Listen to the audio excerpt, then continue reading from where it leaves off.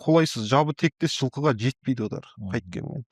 Мысалы үйірді ұстауда мысалы қазақи айғырдар өте қазымыр келеді, үйірін жақсы ұстайды. Басқа айғырдарға бере қоймайды оңайшылықпен.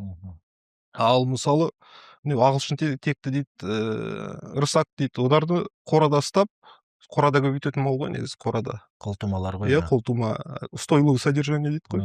Мысалы тяжеловоздар қазір мысалы салмақ аламыз деп соны қосып жатыр, тяжеловоздарды.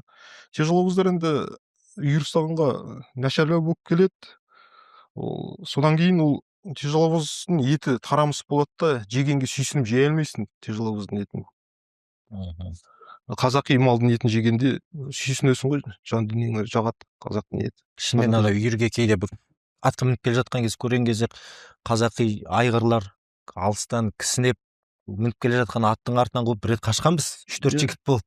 Ол қазақи айғыр адамға айбар шегетіні бар, оның көбі негізі ол мінгі айғырдар шегеді. Адамға қарсы шығады. Далада өскен мал адамға қарсылық танытпайды. Мінекей, осындай. Себебі ол қолда мінілген айғыр, адаммен таныс айғыр адамнан жасымайды да. Содан кейін адамға шығады. Ол негізі ондай айғырды біз ұстамағанға тырысамыз негізі. Бар ғой. Оның себебі мысалы далада келе жатасың, айғыр өзіңе шабады, аттан құлатады. Сен қалдың ғой жай айдалада. Сол жарайды, үлкен адам түгетпейді енді.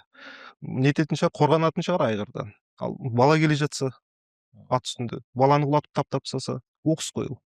Енді қазір көбі ондайды мақтан көреді, мен айғырым мысалы адамға шабады, үйірін бермейді деп. Енді сырт көзге әдемі көрінгенмен оның артында қауіп жатыр оның.